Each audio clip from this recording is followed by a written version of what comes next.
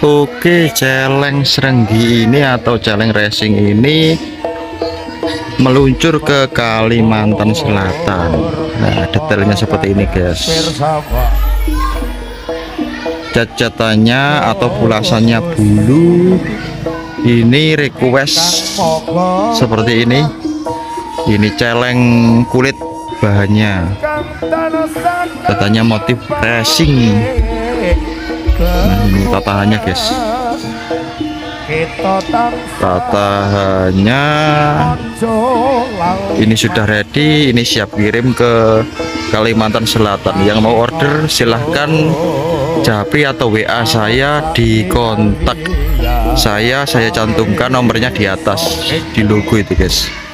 Ini detailnya, guys, seperti ini.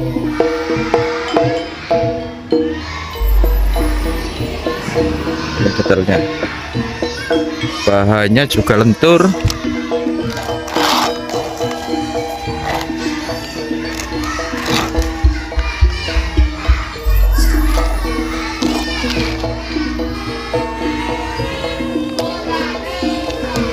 Putro, gak bahaya tak? Harganya murah tapi tidak murahan, kualitasnya bagus.